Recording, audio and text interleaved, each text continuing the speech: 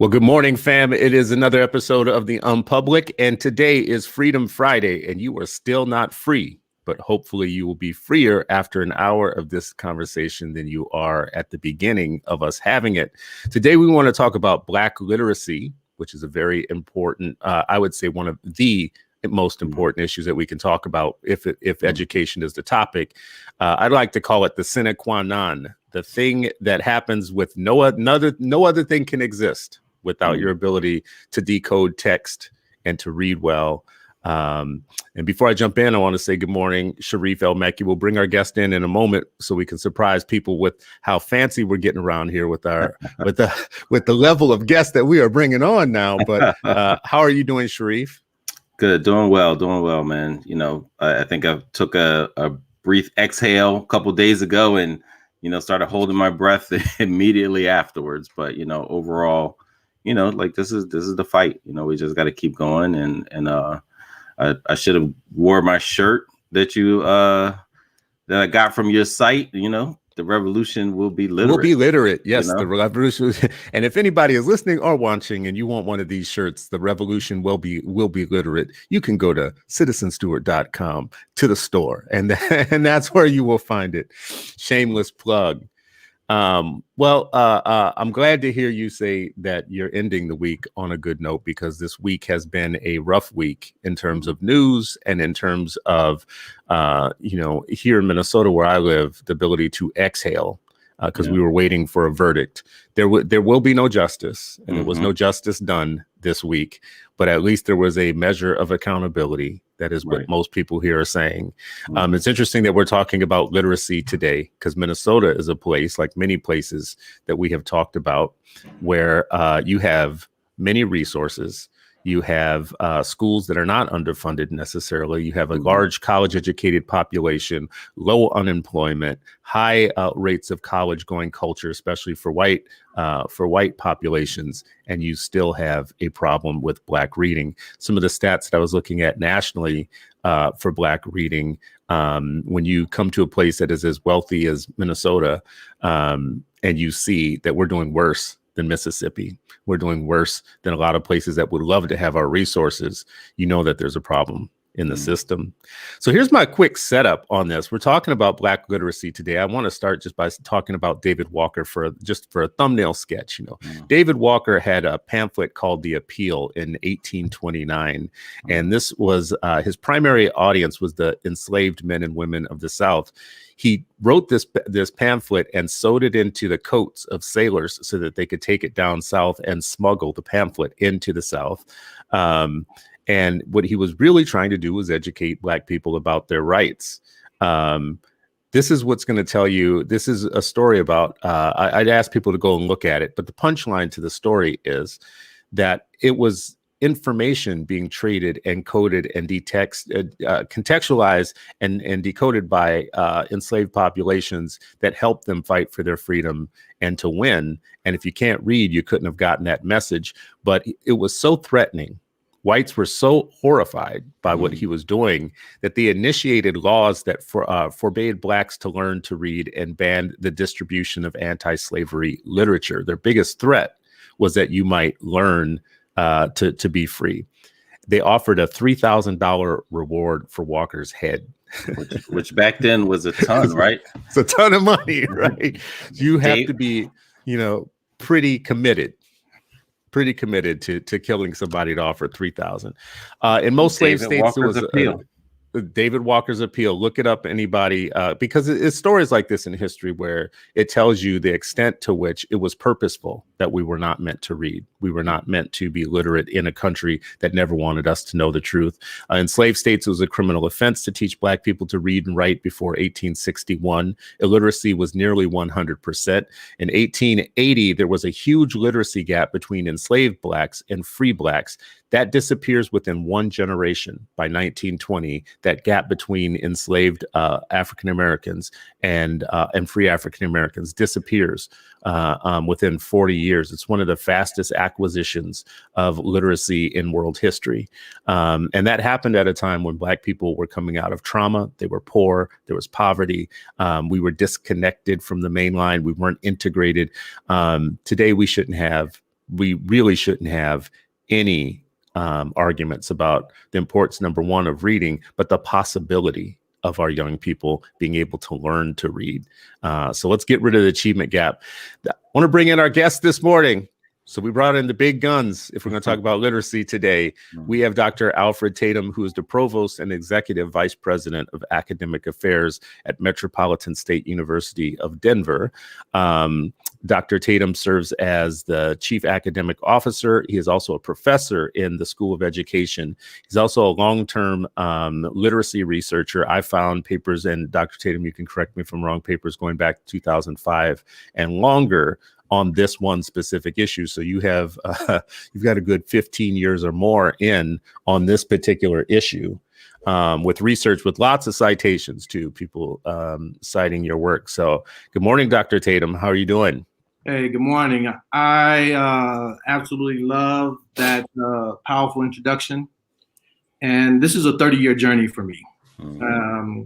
But when you talked about David Walker, it made me think about two things, particularly with the literacy of Black boys. There is a know your place aggression against Black boys. I'll talk about that a little bit. But everyone knows about Mathieu, but there's one quote that I think many people overlook, and I think about it as it relates to literacy.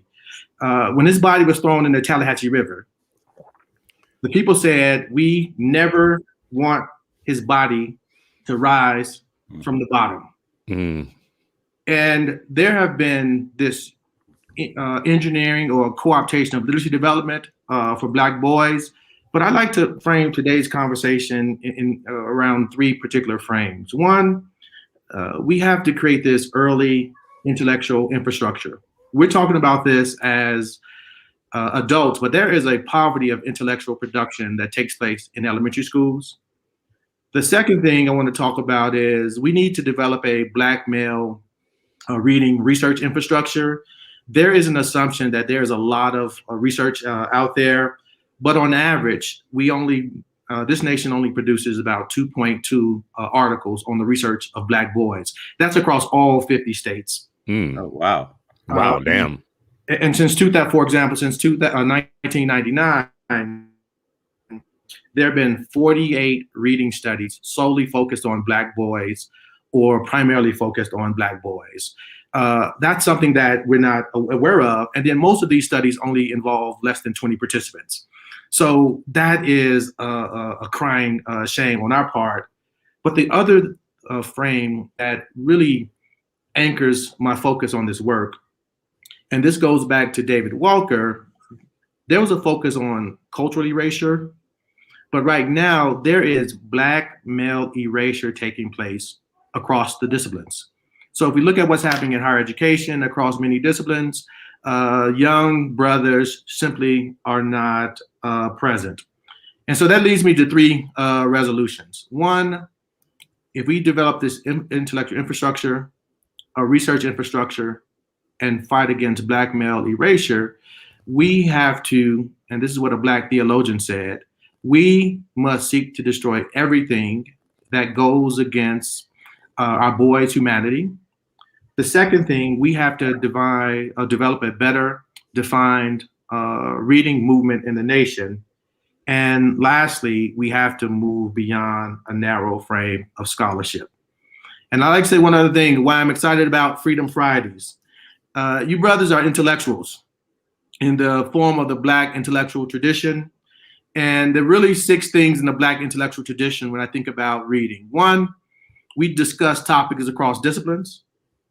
2, we have a passion for ideas. 3, we focus on voracious reading. 4, we focus on analytical and interpretive tools. And then we desire to shape the thinking of others. So I'm hoping this conversation can contribute to the thinking of others. Well, you're here, so that's right. we put it all on you. In what you just said, I would love to hear more about the dearth of research. You just said a couple of things in there that just are about to knock me off my chair. So one of them, what was the stat around the number of studies on Black males specifically and the sample size of the studies? Yeah. So I'll put it in a broader context and then get back to those data. So one, we roughly have about 4 million Black male students, 13,000 school districts across the nation. No state in 2018 had more than 19% of Black boys reading at a proficient level, and only 1% of 12th graders were reading at an advanced level. So I'm going to talk about advanced reading and writing today. But if you think about what I just shared, low percentage of percent or advanced, we have 2.2 studies on average being published per year since 1999 that specifically focuses on Black boys or predominantly focus on Black boys. Predominantly means at least 50% of the participants were Black boys. The other part, I identified with a group of researchers 48 studies that solely focused on Black boys or predominantly focused on Black boys. And then most of those studies involved less than 20 participants. Wow. And so that should be of deep concern to us. And so we're making these decisions or conjectures about Black boys, but the chorus of those studying Black boys in literacy is very small. We talk about Black boys in education writ large, motivation, engagement, how to use certain types of text, for example, but it is a dearth, and we have to create a national research infrastructure. I'm just blown away why more of us don't study the literacy development of Black boys that connects with the introduction that you just shared. Wow. So what's going on with our intellectual class, not our intellectual class, our kind of like our academic class of, everybody from Noguera and Lansing Billings to you to, we have like higher ed. I get the higher ed newsletter and the HBCU newsletter and the, inside higher ed and all of these things. And it tells me about the movers and shakers of Black folks in research. And I watch some of the stuff at ERA, which is the, National Association of a bunch of folks that do fancy book learning. What's up with it? Where is this information going to come from? We have to say there is a more robust body that pays attention to the education of Black boys, and so what we should be doing to depress suspension or school to prison pipeline, or there are theories that are emerging. And so Lansing Billings' work, for example, was a theory of culturally responsive pedagogy. So there's a great deal of theorizing that informs or could or should inform reading research. But again, having studies that specifically focus on accelerating the literacy development of Black boys in classrooms, K through 12, is just a limited body. I don't think most of those scholars would describe themselves as reading researchers, but they do add a robust body of literature that we have to draw from. And so that's the distinction. Gotcha. Sharif, what do you think when you hear this? Because you actually interact with Emily Hanford and others that talk a lot about the science of reading, but not specific. I don't know that it's specific to Black boys ever. Yeah, I mean, and you kind of know that because you don't see it, but to hear those stark numbers, 2%, and then the largest study of, where it's a tiny group. It's not even a class size. Like that's not even an average class size, of Black boys. So when you think of 20, a lot of class sizes that I led, as a teacher or a principal, it was 30, if not more. And so to even think that's, that sounds like a great need. And I would say, Maya Angelou said, like, bring that same energy. The same energy that we use to eradicate enslavement is the same energy that should be brought forth for eradication of illiteracy. But, it has to go beyond the theory. It has to be the research around that. And I think it's absolutely crucial. And another part of that, Dr. Tatum, when you came to visit Shoemaker, one of the things that you were emphasizing was, and you mentioned it here, was this advanced, like that you had no interest in getting to average, for Black boys or Black children to be average readers. You were insistent that that's not the goal. The goal is beyond that. The goal that they're exceptional readers. So we'd love to hear more about that, and how do we get there? Or what do you see as promising practices? What are the limited places that are doing it well? Let me put this in some context. I'll tell a very brief personal story, because as I talk about this, I'm talking about Black boys who are high academic performers and low academic performers. So my son was he was 8 years old, and he was reading at the 96th percentile. People said, oh, that's absolutely wonderful. That's great. But I was still disappointed by his reading instruction. There's very little writing, and he wasn't being exposed to a wide range of disciplines and a wide range of text. So the reading score in and of itself was not satisfactory. I share that because we have Black boys and Black girls who are performing extremely well on reading assessments who are still being underserved in schools. On the other end of the continuum, we have students who struggle with decoding, fluency, reading comprehension. And what's beginning to happen, we turn down the volume of the text, or they experience less. So we begin to exacerbate the gap. So what I began to think about from a historical perspective is, how do we move our students toward advanced levels of literacy development? I initially defined that as reading 2 to 3 years above grade level.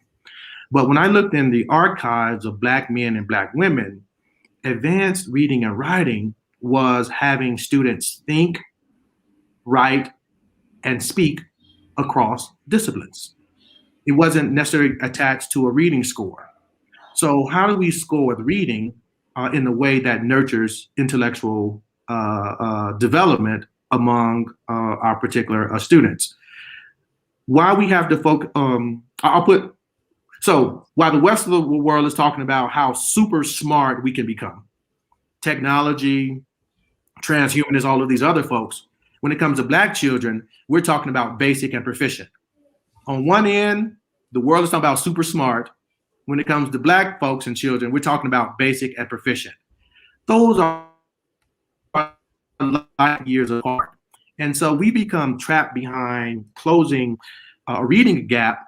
But for me, if we're going to think about reading and writing and knowledge as tools of protection across the disciplines, we have to fight aggressively against Black male erasure or disciplinary erasure that does a couple of things. If we don't do this, our students begin to lose confidence in reading and writing as tools of protection, or they begin to lose confidence in schools, both high performing and low performing.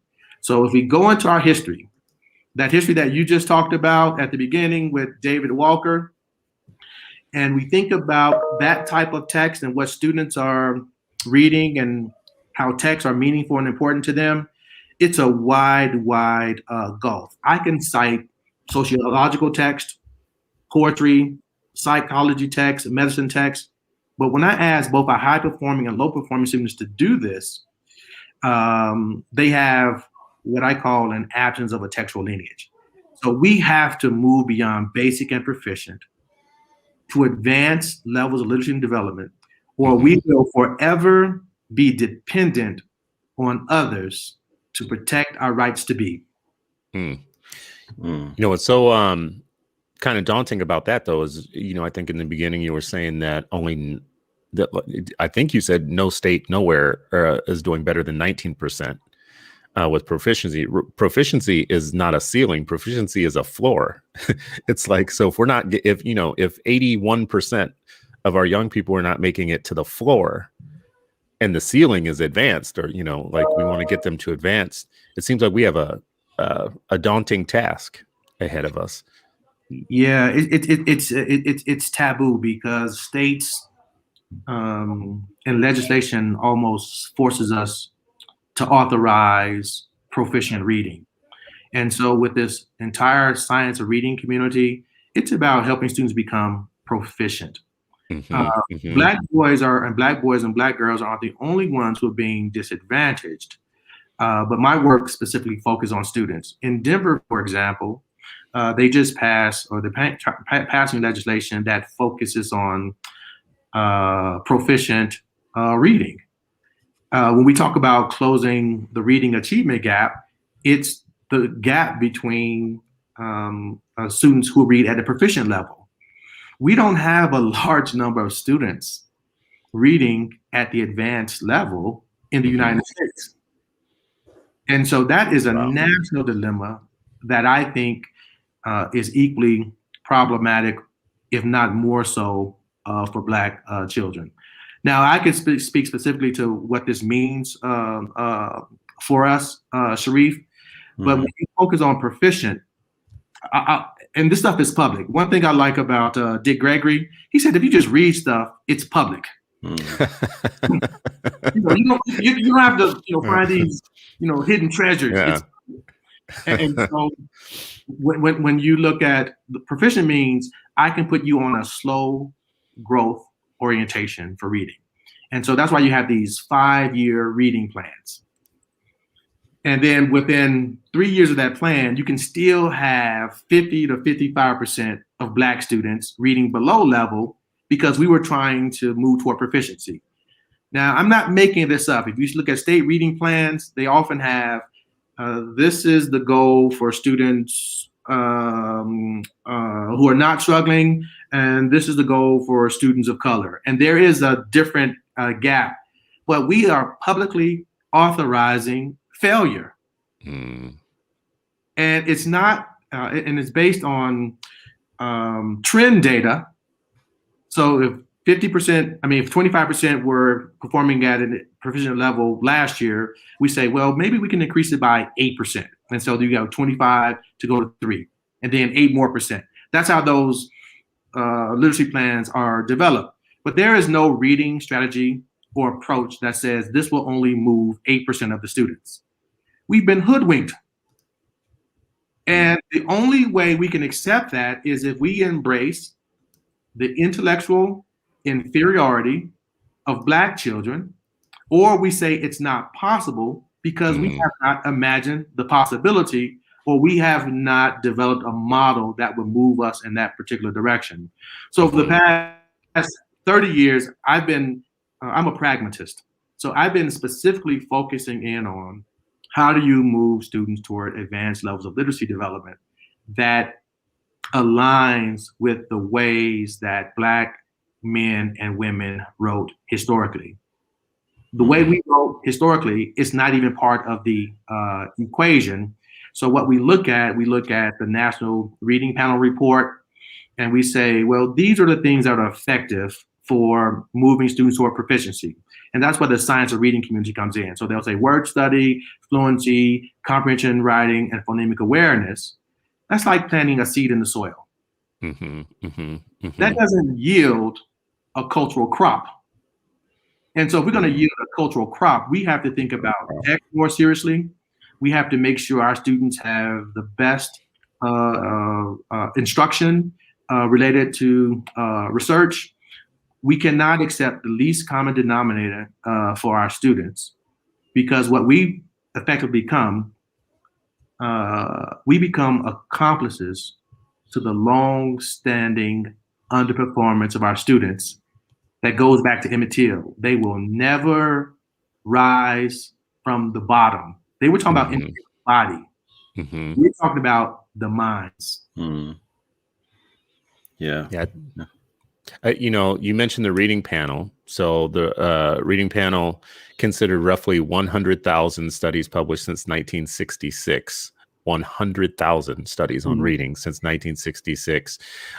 They came out with a discrete set of things that they thought is effective for teaching young people: phonemic awareness, phonics fluency, guided oral reading, teaching vocabulary words, and reading comprehension strategies. Many of these are at war with each other because educators themselves are not in agreement on which of these are best, or are not even, I shouldn't say which are best, but how these things should play out in classrooms. But are any of these things that they found in this 100,000 studies different for Black students, and specifically for Black males, than they are for other students? Like, is there an extra to this that we should be thinking about too? No, I refer to those as the vital signs of reading. You have to have that. And so that is absolutely essential for Black students. Anybody who's teaching our children should be able to nurture phonics, phonemic awareness, fluency, comprehension monitoring, etc.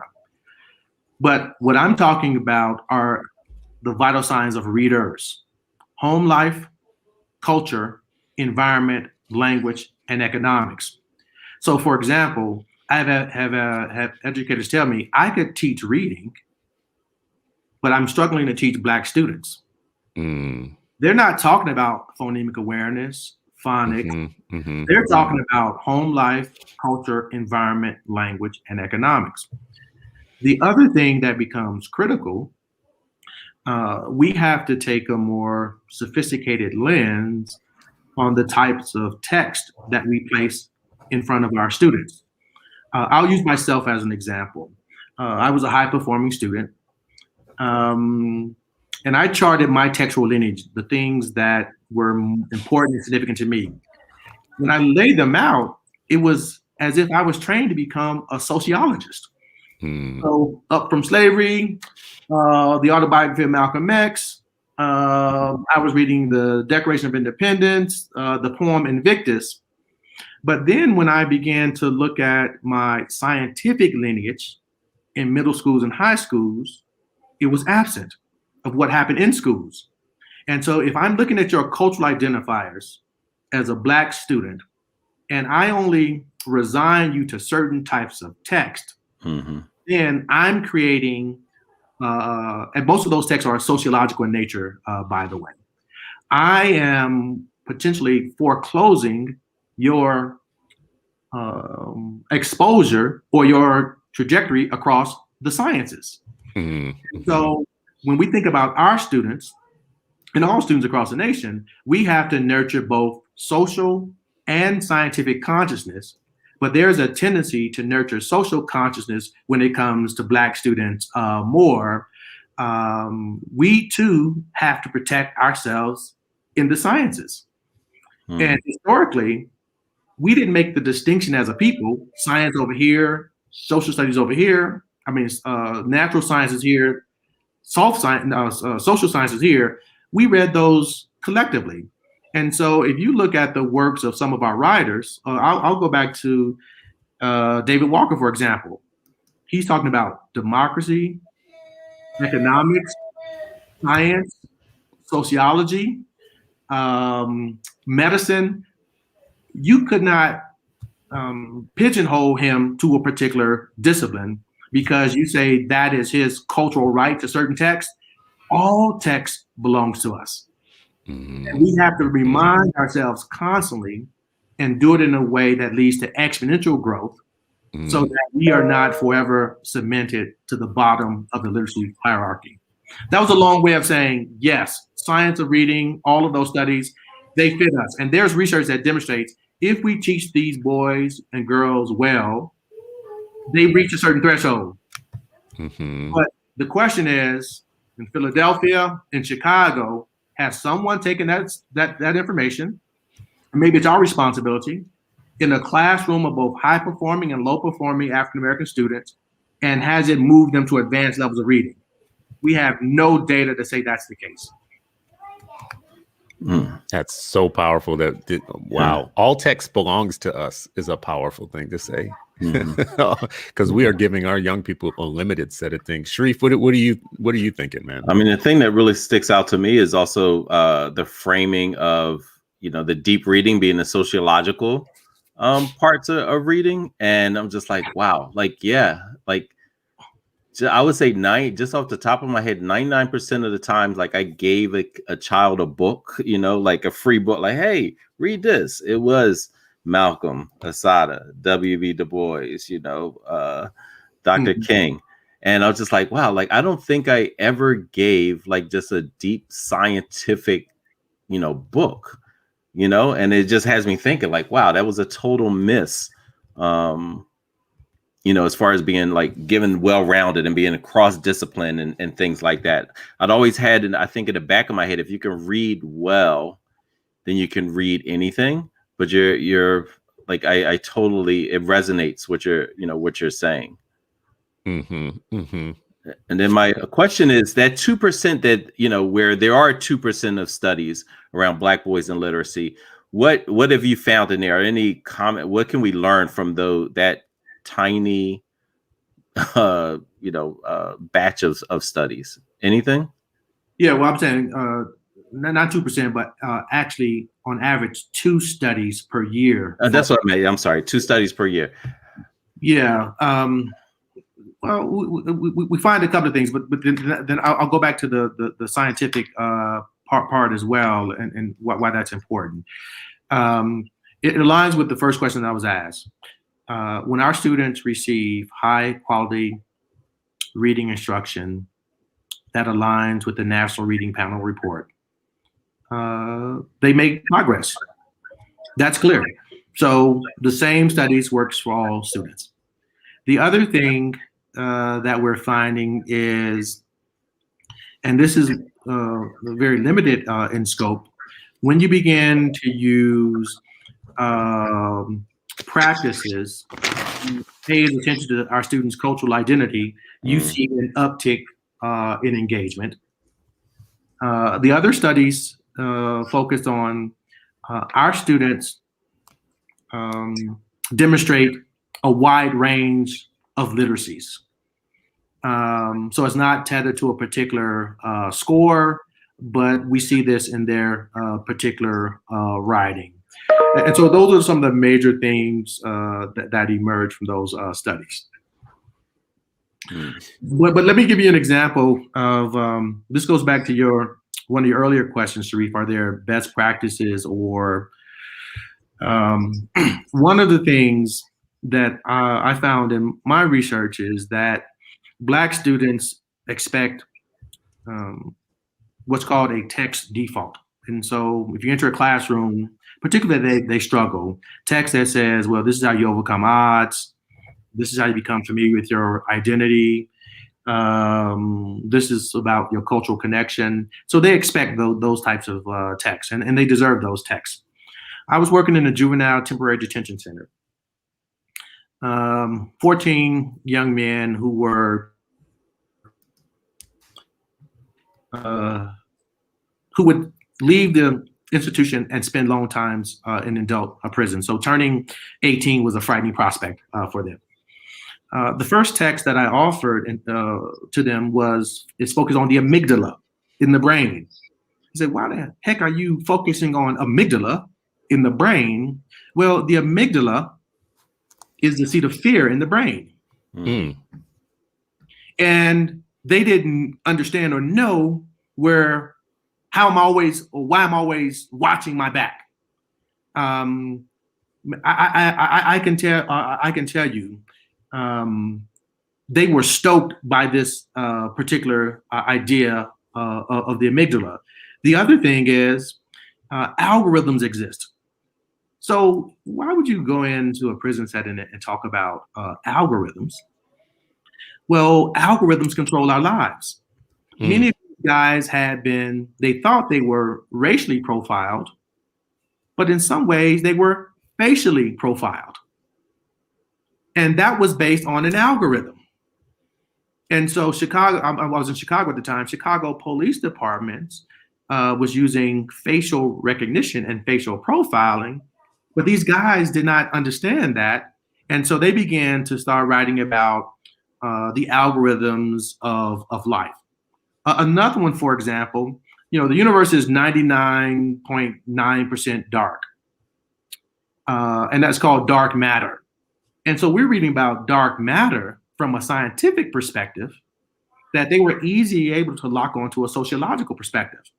So the juvenile court judges began to say, wait a minute, why are these boys writing about algorithms and dark matter and scientific consciousness? It gave them a sunlight to lean into. If I would have gone talking about overcoming odds, they had those pep talks. So our text often serves as pep talks. I'm saying, how do we select text while we teach reading effectively to serve as intellectual prep talks, PREP, preparation, trajectory shaping, etc. The same thing happened with third grade students. We talk about kids drinking, sugary drinks and this type of stuff. Mm-hmm. So I went in and I introduced them to a text focused on antioxidants and green tea. And people were like, wait a minute, these are third graders. You can't put antioxidants in front of them. I said, sure you can. The same letters you have in shorter words are the same letters that you have in long words. We only have 26 letters of the alphabet. So my goal is to teach you how to read these words and not place limitations on your reading development, your intellectual development, your social and your scientific consciousness. So these boys began to wrestle with antioxidants and green tea versus sugary drinks. Well, antioxidants, you don't talk about medicine in elementary grade classrooms that have them read about antioxidants. That's something that you reserve for either high school or the university level. But if our students are not making it to high school or university levels, we have to ask, did we play a role in creating this barrier or foreclosing knowledge that could stoke their intellectual development that gets them excited? And so now boys, third grade boys, are talking about antioxidants. They're talking about big data and small data from a mathematical perspective. They're talking about single stories from a literary perspective. And these are 8 and 9-year-old boys. Wow. So we expect that our boys can hold the weight of the world on their shoulders because of trauma that exists. If you can hold the weight of the world on your shoulder, I think you can read a word that has 9 letters in it. That's funny. I saw something on Instagram that was talking about any 6-year-old can talk about a Tyrannosaurus Rex, which all my kids at one point in their early development were into dinosaurs, but they couldn't say other big words. Like they would, they would learn the dinosaur words, and we never stopped and said, "Well, wait a second, now you can know that big of a word, but you can't know other ones because you have talked a bit about in your research about enabling text and disabling text. I found that to be a very interesting concept that I didn't know anything about. Can you help me understand that more? Yeah. So I work with young Black boys in particular. I ask 2 questions. I always start with 2 questions. In the spirit of philosophy of the Egyptian temples, I ask, who are you? And then the second question I ask is, what is the agenda? Those are 2 very difficult questions for young boys to answer. One, they generally say, what do you mean by what is the agenda? And I say, what is the agenda? So in enabling text, these are texts that cause you to be, do, and think differently as a result of what you read. Mm-hmm. So going back to this antioxidant example or green tea, these boys can then, take up the agenda that, okay, I want to drink more green tea because antioxidants fight cancer, etc. We also read an article on sleep deprivation and technology. So they can decide, I want to cut off I doubt if they do this. I'll put away my cell phone, 2 hours before I go to bed because I will have a better night of rest. And then that leads to intellectual development. And then I get better grades and then I can change the world. But so enabling text has a potential to do that. And so the reasons why we give, the autobiography of Malcolm X or some of the others, we want students to embrace the power of literacy and the power of text, or you too can recover if you had, some, awful experience, or if you had some early wounded years for that. And so that's what the enabling text. So it can be biblical text, it could be, cultural, it could be scientific, etc. And so going back to David Walker, some people would read his text and they would never again take a posture of dependence. So it enabled them to move forward. One of my favorite texts is called Strength to Love, written by Dr. King. This is the only book that I read at least twice annually. I mean, I love this book to death. But he has an article that talks about strong-mindedness and tender-heartedness. Strong-mindedness means we must be prepared to engage in serious intellectual study. We also must do it with an ethic of care and compassion. That text has informed my life. As I think about Black boys and the research, I said I have to engage in serious study, but I also have to have compassion moving forward. And that leads us to have these conversations of interrogation while we're trying to create platforms that moves our students toward advanced levels of reading, writing, and intellectual development. And by the way, when we look at the history of our people, we see that writing is the true intellectual exercise. And so if we know that and we don't translate that into our instructional practices for our young students, I tell them you can fake reading, but you can't fake writing. So I never teach a lesson. Yes. I never teach a lesson that does not involve young people writing. Again, those are enabling text. They exist, but I'm afraid that fewer and fewer students are having meaningful exchanges with enabling text because there may be a limited focus, although powerful focus, on the science of reading. But I'm talking about the science of reading instruction right now. So you have the vital science of reading, with the study that you mentioned. You have the vital science of readers, home life, culture, environment, language, and economics. But then you also have the vital science of reading instruction, text, context, environment, and technology. So that's why I'm saying the science of reading community is right, but you're only partially right because it will only get us so far as a people. You know, we advance as a people before the science of reading. So if you say that's our sole way of moving forward right now, although powerful, it creates these limitations. I mean, it's so much more involved moving forward. And we have to make sure, particularly if our students are living in darkness, we have to make sure that we are lighting the path in both the social and the natural sciences. Otherwise, it's anti-Freedom Friday. Yeah. And we don't want that. We don't need more of that. They got anti-freedom every day of the week plus some already. Right. You know? That's right. I mean, it makes so much sense, you know, that when I started reflecting on like, okay, what was I given as a child? So in first grade, I was reading Ranger Rick.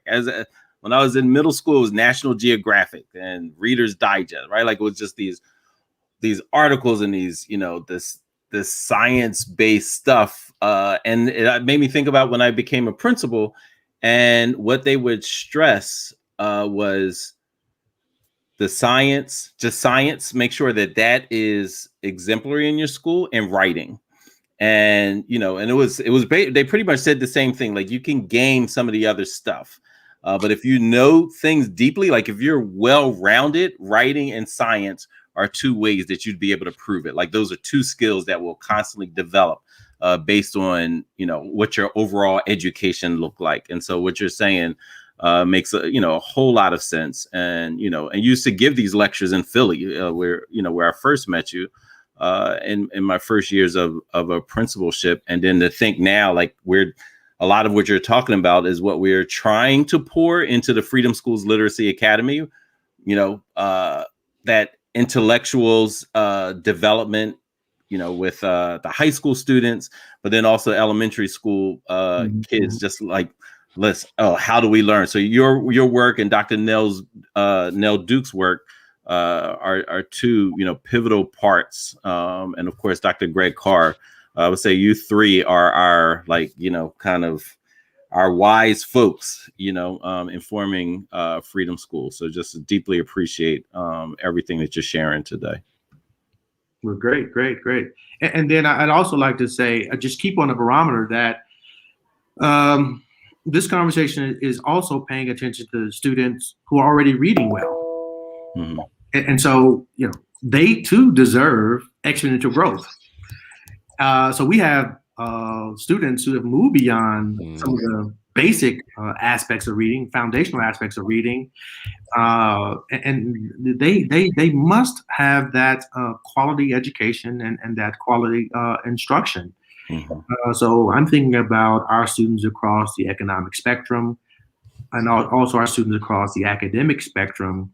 But one of the things that have been really important to me is how do we frame a reading model that pays attention to boys and girls, high performing, low performing in the same classroom, which is the focus of my upcoming book that really just drives home teaching Black boys in the elementary grades and advanced reading, writing, and disciplinary perspective. When will that book be out, and what's the title? I know when the book will be out and the title. I saw it in the Twitter feed, but you tell us. Well, I'm sending it to the publisher in May, and so we're at the point where we're just getting the book jacket together, the description. But I think we're maybe later in the year. So hopefully, so it's giving birth to this. Some of the conversation that we're having, and this book is really steeped into the Black male intellectual and Black male and women intellectual tradition, something that we just ignore, and it really argues against we are engineering the co-optation of intellectual development of our students. Whether intentional or unintentional, the effects are real. Yeah. I actually, Sharif, you've probably heard me say a million times on this show, like, I was a 70s kid, so I go back to what was meaningful to me. And in the 70s, there was a cultural reading revolution of sorts that was an African-American based cultural movement. There used to be these commercials that would come on that would run over and over again with Jesse Jackson saying, I am somebody I can achieve. And then those would run right into reading our fundamental, reading is fundamental commercial right? The ad council. The ad council stuff and whatnot. And people would show up and give us free books at our schools and sometimes at our houses and churches. We would just get books, and it was like a thing. There was like, as a kid, as I knew as a kid, this is something everybody around me is telling me is a thing. Like, so we're doing this. Now you have people like Dolly Parton. We get books for my kids from Dolly Parton. We didn't sign up for anything. It just come to the house. She just sends books to people's houses and has this big cultural reading program because her dad was illiterate. Dollar General has a similar thing. The founder, Dollar General, was illiterate. So Dollar General spends millions of dollars on trying to start a cultural revolution around reading. It feels like that's what we need again for us. I don't want to be nostalgic, but it feels to me like we had it at a point. We don't anymore. Yeah. Well, particularly for young children, some of this conversation gets deep and high bar, but particularly for young children, you can find something gorgeous about from any text. And oftentimes this goes back to all texts belong to all students, but it's not always deep. Sometimes kids just want to find residence in a text. They may just come across a gorgeous word or a gorgeous idea or a gorgeous image, and that too is okay. I remember as a third grade, I wrote about this in 1999. I came across the word labyrinth. And my teacher sort of looked up and she was ready and prepared to help me, decode this word labyrinth. I don't know, why that word stuck with me. It still sticks with me today, but I don't remember that text at all. The only thing I remember was the word labyrinth. And it was just a gorgeous word. And I had to try it on someone. And I'm, as a middle school student, I'm sharing this because there's so much gorgeousness in words. As a middle school student in a math classroom, I raised my hand And I said, I have a confession to make. Teacher looked at me very strangely, like, why is he making a confession publicly? Well, I just wanted to give the response to the math question, but I was trying on this new word. And, I heard people, he think he's so smart with words. But the word confession, I've never raised my hand to make a confession since that point. But if I did not encounter that word or have the confidence to try that word on, I wouldn't have this experience today. Wow. And at the end of the day, we ultimately want to make sure that students have these wonderful, meaningful, engaging experience with text in a loving, caring environment that's devoid of someone who's trying to suppress or depress their aspirations based on some cultural identifiers. Stop putting our students under surveillance. They will make mistakes with words. We have to encourage that, and we have to be very honest and forthright. People ask me, well, do you correct your students' writing? Of course. Mm-hmm, mm-hmm. Why not? If I don't, I'm telling you that it is okay. Mm-hmm, mm-hmm. And sometimes we do strange things in reading classrooms and writing classrooms as some form of cultural salve. But what you're really communicating is, if I go back to the destruction of Black civilization, you're really communicating that you are a people with a dull intellect. And you cannot handle if I give you honest feedback that will favor you in the long run. If the writing is raggedy, the writing is raggedy. But let them know that you are on their side. You will give them examples and models and feedback. We cannot co-sign when our students are underperforming because we think it, hurts, their cultural egos. I want you to be move towards self-determination, self-reliance, independence, wealth, both economic and spiritual, however you define it. And I'm going to do everything in my power to make sure you have powerful reading and writing instruction coupled with powerful text. Our students deserve that. And so we often talk about our students are underserved. We treat our students as if they undeserved. It's a difference. Wow. They're only undeserved if we say that you are undeserving of certain types of instruction, certain types of text, certain types of teaching, and we cannot be complicit in any of that. On the outside, and Sharif, I want to draw you in. I know we're gonna run up on time, but Dr. Tatum, you wrote something that I think I want to just read it real quick, if you allow me. It's just a short paragraph of what you've written. We say things like, because we're lay people on the outside. You're not a lay person, Sharif. You're an educator, but I say things. Our kids are underserved, but that there's no definition to what that means. So when I read things like this paragraph, so Dr. Tatum put numbers to it. He said, I've collected and analyzed more than 3,000 textual lineages from middle and high school students since 2007. I've also observed and characterized the types of textual experiences African-American males were having in more than 25 middle and high schools I visited over a period of 5 years while providing professional development support. Many of the texts were characteristically disabling. The text reinforced students' perception as struggling readers and delegitimized reading as a lever for human development. Many of the texts selected for struggling readers were chosen because of their reading ability and interest levels. And to me, this first of all, this speaks to the system of low expectations, kind of something that will, if you can't dream it, you can't believe it. And if somebody sets the bar at your ankles, you're never going to get to your knees. And you for sure aren't going to get to your chest and to your head. I found, like, when I read passages like this, I find them stunning because it's like you stop seeing these things as independent individual problems, but as systemic problems. Right, like you're talking about thousands of examples that you read and that you researched. When you're seeing that and you start saying, well, this might be more than isolated, this might be endemic, or this might be a big problem. What gives you hope for change? What makes you feel like we are going to have a breakthrough of some sort?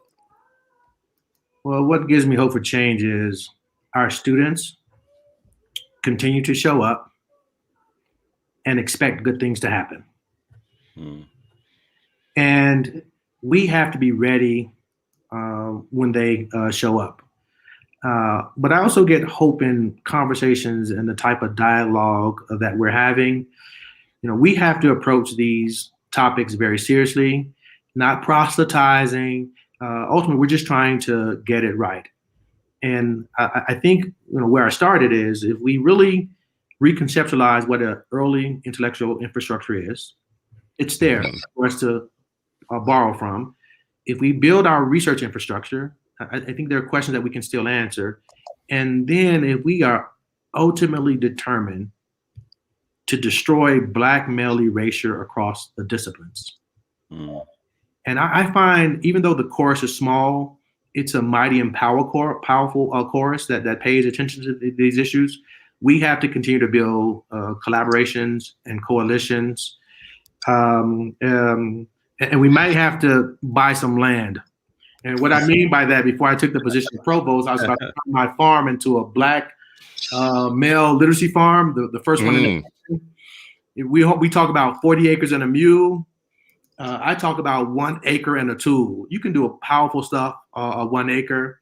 And in short, it simply means whatever real estate we have, whatever platform we have to make sure that our students become academic and cultural cartographers. And we have to make sure that reading and writing does not get in their way. Wow. We talk about Go ahead. We talk about racial killings. Yeah. Think about reading killings, because they're happening more and more each day. We know it to be true, but we're not speaking volumes to it. Yeah. I'm gonna have to. This is one of those episodes I'm gonna listen again this weekend. Just I mean, one, I love that idea of having acre and a tool. Particularly literacy, and what you made me think of is just the opportunity myth where kids are being taught at lower levels. I'm thinking about the professional development I received from Yvonne Savior, this Black woman who was Pennsylvania Teacher of the Year. That was my instructional coach. And she talked about when we were looking at the reading data, and I was an 8th grade literature teacher, right? And it was well, how do you learn how to teach reading, right? And that was, definitely a deficit in my program. And one thing she talked about, if they're reading at a lower level, doesn't mean that they can't think at a higher level. And using opportunities and materials and making sure that it was rich and diverse and things. But it also brings up my frustration point, because I think, we talk a lot about, on 8 Black Hands, that there's no parent who doesn't want better for their children. And I can't help but to think, if we had that same mindset and paradigm, as educators, we want our students to be better than we are, better readers, better intellectuals, better mathematicians. That would be, that mindset shift could be just, so different. And that Freedom School tradition is, train your replacements, right? And your replacements are right there, wanting them to do better. I think could just inform, so much. One question I have, so tomorrow, this weekend, what should Black parents do? What can they do? What is your suggestion for that, regardless of what their reading level is as a parent? What can they do to enact some of these issues that you're raising? I'll tell you something that's very concrete I did as a parent. Start with what I call a one-page pillow page, one pillow page. And so before your kid goes to bed at night, you get something that either helps them become a better reader, become smart about something, lay it on their pillow each night. Have a conversation, highlight the things that you want to highlight, and then just rotate that across the different disciplines. Go on Flipboard or Google and say, music article for kids. Doesn't matter.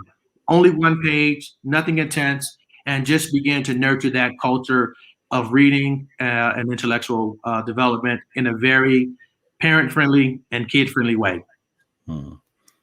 Pillow talk.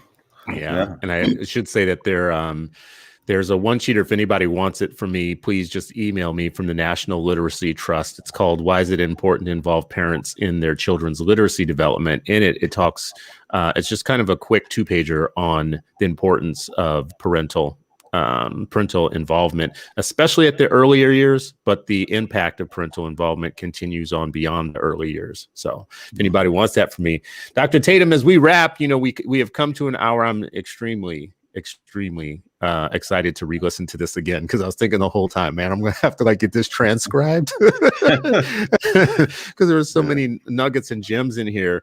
Any parting words that you have for us, or any thing you want to point people to go out and get or read for their own development? Well, I'll say this. I think it aligns with Freedom Friday. First, I appreciate you, good brothers, inviting me here. If we think about the transatlantic slave trade, we came over here imprisoned in very small spaces. We have to ensure that our literacy instruction is never imprisoned by smallness. And I just encourage you to keep up the intellectual work that you're doing. And thanks for inviting me. This was a powerful hour for me. Any last words from you, brother? Yeah, I would just say, again, thank you so much for informing us. Thank you for all the work that you do informing and uplifting education and literacy around the country. Thank you for informing, my career in so many different ways. Even this past hour, you made me think about so many things. Once reading that it was less than one book on average, less than one book per household in some communities. And so this idea, of flooding our students with, a variety of rich texts that are enabling. And then finally, educators, no matter what you teach, stop saying that I'm not a reading teacher. I teach health. I teach this. No, as Dr. Tatum talked about, all of those are opportunities to expand our students' thinking and have them be intellectual giants that our ancestors were. And then schools. Stop cutting history classes in elementary school and science classes and health classes in the name of chasing a reading test. That ain't the same thing, and that's not what we're talking about. You need an expansive course to be these intellectual giants that our kids deserve to be. So thanks again, Dr. Tatum. Really, really appreciate you. Wow. All right. Thanks a lot. Well, wait a minute. I can't, we'll have to have you back at another, for another Freedom Friday show, because I'm sure there's going to be so many questions out of this. I can't improve on anything that was said here today. I actually, my only pitch as a layperson who looks from the outside, who is deeply troubled by what is going on with my own kids and with other kids in schools as we interact with educators. My final takeaway is this. I believe in something called educational essentialism, which is the educational establishment's way of telling me and my kids that as long as we can tell them what our demography is, they can tell us what they expect for us to do. That's essentialism. That your characteristics, your condition, your home life, your racial or economic background tells them all they need to know to be able to tell you whether or not you're going to perform well or not. I believe that's pervasive. I believe that some of our own people are trading in scientific racism and saying things like, because you're poor, your brain is smaller and whatnot, all these things.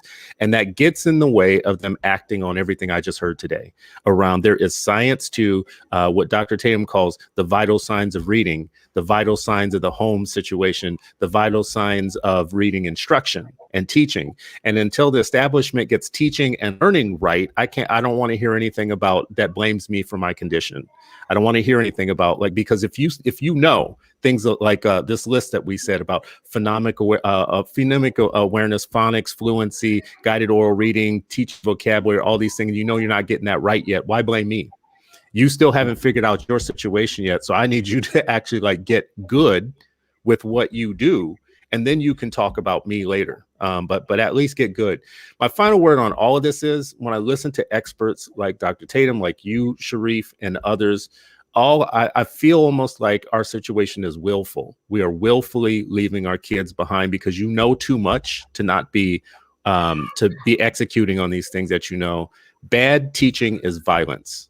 Bad teaching of Black children is worse than violence. It's historic violence, and it's a continuation of a 400-year problem, and we have to hold people accountable for doing better.